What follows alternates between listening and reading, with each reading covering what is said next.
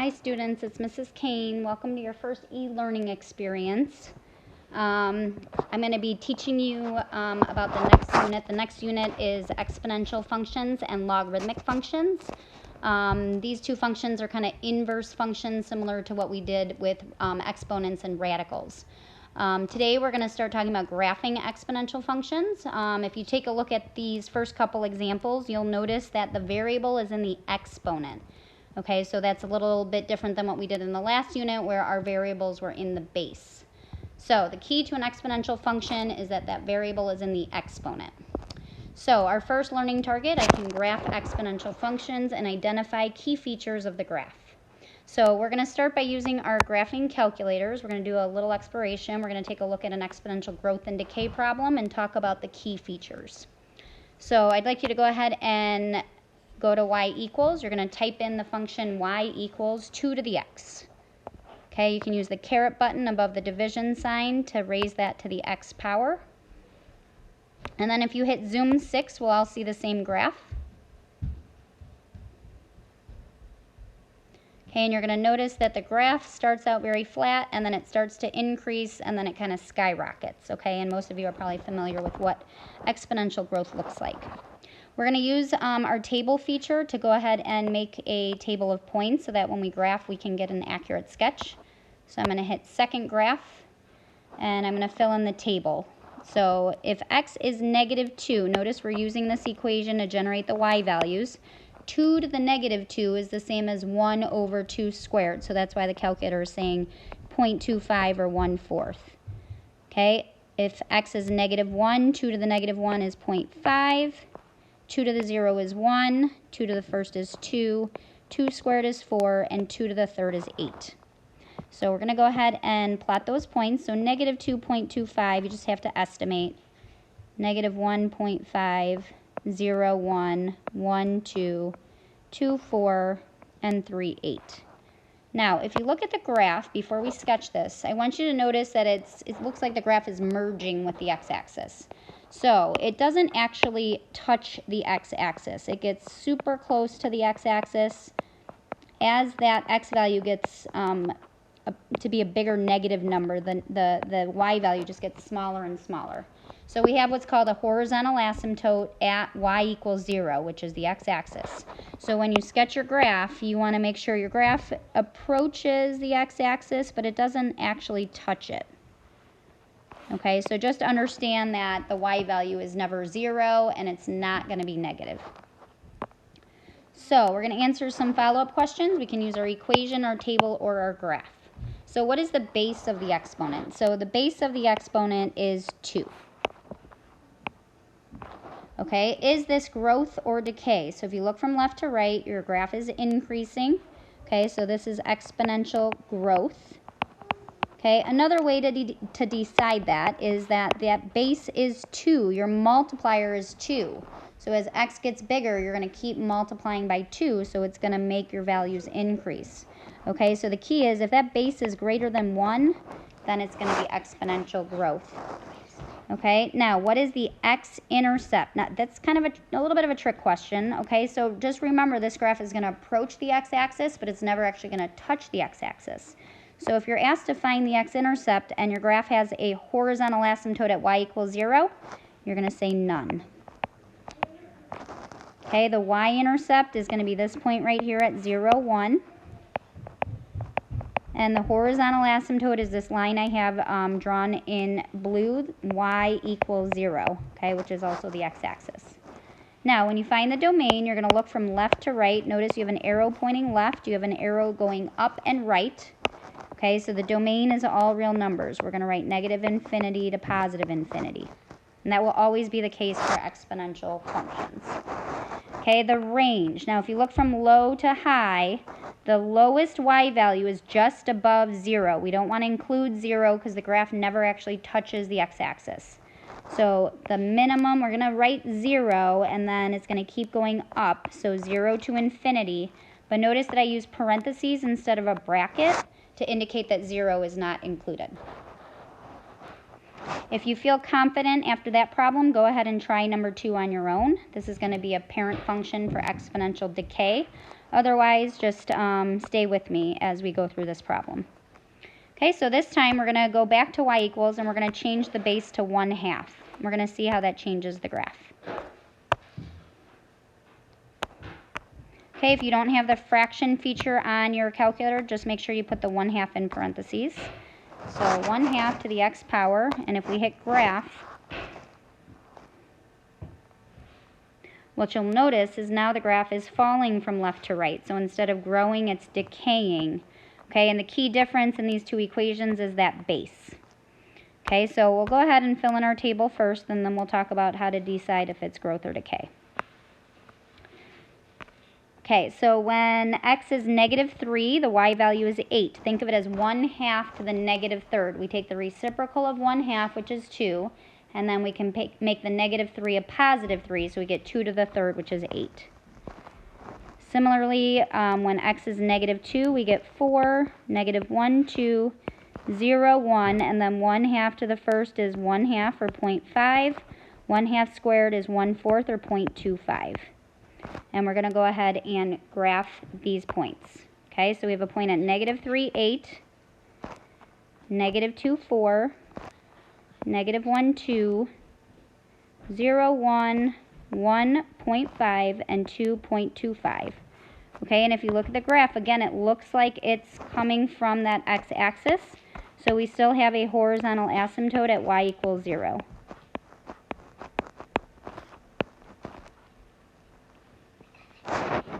Okay, so when we connect these points, we're going to make a nice smooth curve. And our graph is going to approach the asymptote. Okay, so this time, the base of the exponent is 1/2. Okay, so if you keep multiplying something by 1/2, the y values are going to get smaller instead of bigger. Okay, so we know that this is exponential decay.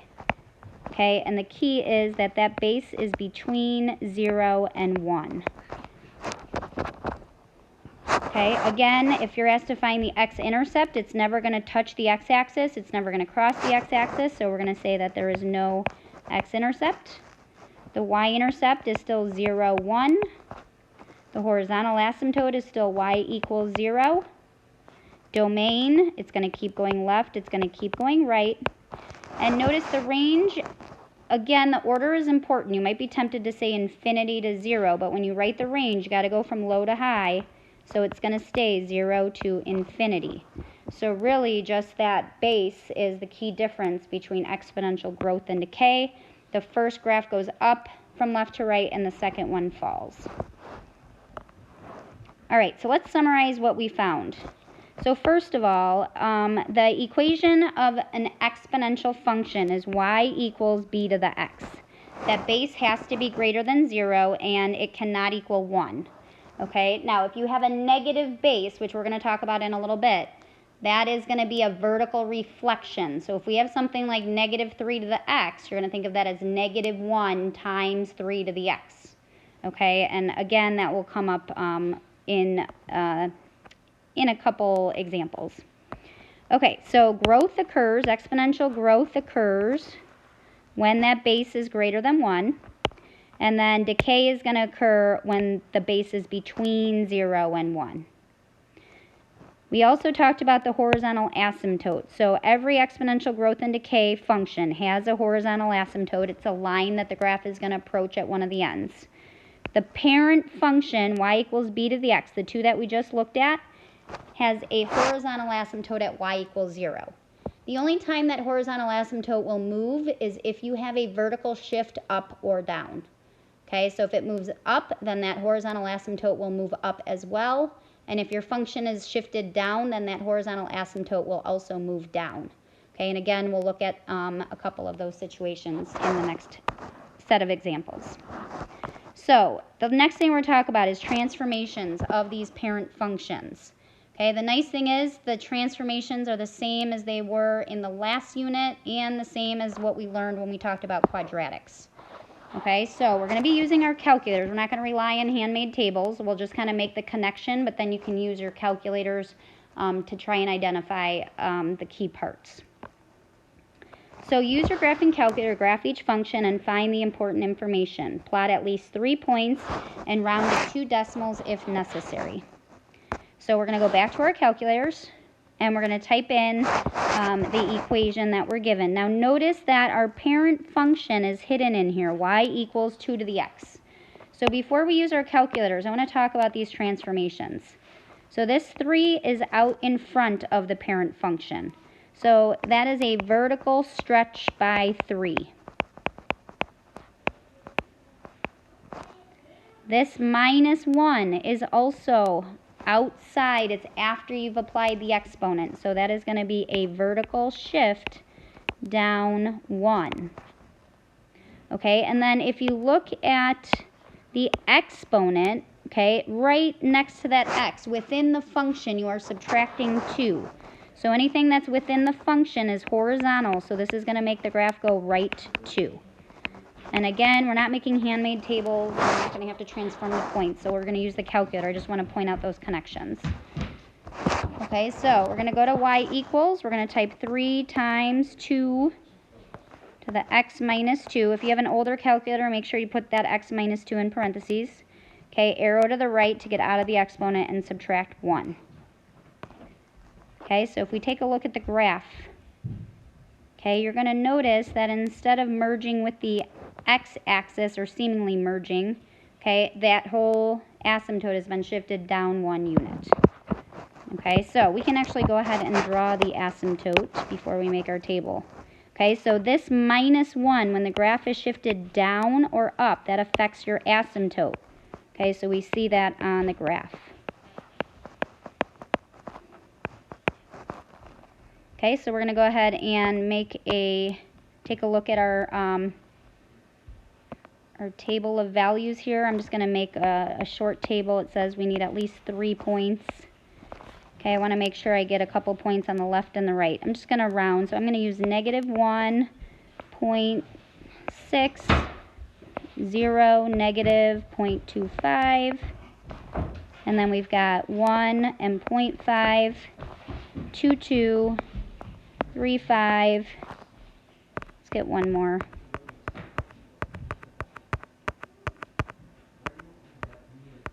And then we've got 4, 11. So I've got some extra points, but the more points we can generate, I'll move that up for you. The more points, the more accurate the graph is going to be. So I'm going to put a point at negative 1.6. Did I get that right? Yeah. Negative 0.6, that's why. Okay, so negative 1, negative 0.6. I'm just going to get close to the line there. And then 0, negative 0.25. I know you have to estimate there. Then at 1, we're at 0.5, 2, 2, 3, 5. We see it starting to increase. And then we've got 4, 11. Okay, so this time when we draw our graph, we're actually going to approach that line y equals negative 1. And then make a nice smooth curve that goes through those points. Okay, so if we strip away all these transformations and we look at our equation, the base of the exponent is 2. Okay, so that is growth. Okay, so if that base is greater than 1, then it's going to be exponential growth. Now notice this time you do have an x-intercept, so we're going to go ahead and use our calculator to find it. So we're going to go to second, calculate, and select number 2. We're going to find the 0 to find the x-intercept. So pick a point on the left of the x-axis, hit enter, pick a point on the right, hit enter, and then pick a point in between. And it says to round to 2 decimal places, so your x-intercept is 0.42, 0. And it looks like we have a point pretty close to there. Okay, the y-intercept, I'm going to look at my table. It's you can look at the calculator, or we already have that point on our table. So 0, negative 0.25. The domain, it's going to keep going left and keep going right. And notice your range. Instead of 0 to infinity, now our minimum has been lowered. It's just above negative 1. So negative 1 to infinity. And the horizontal asymptote is y equals negative 1. Okay, if you're comfortable, go ahead and try number 2 on your own. Otherwise, we'll take a look at this one together. Okay, so notice if I strip away all my transformations on this one, this looks like the parent function is exponential decay. Okay, but this time I have a vertical reflection, and I also have a vertical stretch by 3. Okay, horizontally, it's going to go left 2, and then vertically, it's going to go up 3. So I'm going to expect that asymptote to move up. Okay, so go ahead and use your graphing calculators to get a sketch, and then we can make a table.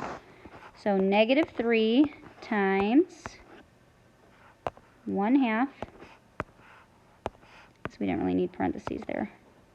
I'm going to raise that to the x plus 2 power, arrow to the right, and then plus 3.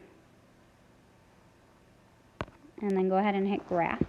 Some of the transformations will be obvious. The up 3, okay, the flip, the vertical reflection, okay, and then others will be a little less obvious, the stretch and the shift left. Okay, but notice if you think about exponential decay, this has been flipped upside down. So it's not exponential growth, it's exponential decay with a vertical reflection. So always focus on the base of the exponent when you're trying to decide if it's growth or decay. So the base of this exponent is 1/2. So this is actually exponential decay.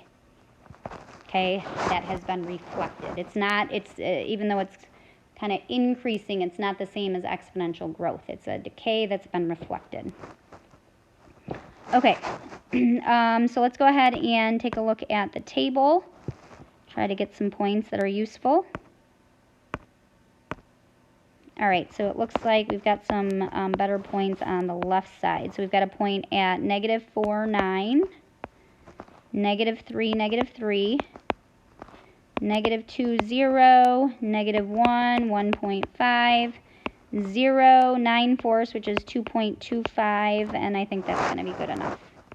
Okay, so we'll use these points and the sketch of our graph to generate our graph. Now that plus 3 right here also means that there's a a horizontal asymptote at y equals 3. So I'm going to go ahead and draw that in.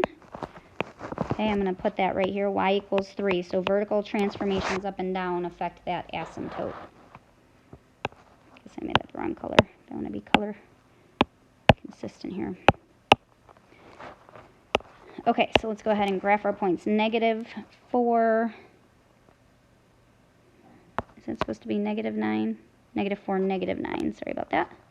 Negative 4, negative 9, negative 3, negative 3, negative 2, 0, negative 1, 1.5, 0, 2.25. Okay, and that's enough because we know then it's just going to kind of flatten towards the asymptote. So we're going to make a nice smooth curve that goes through these points and approaches the asymptote.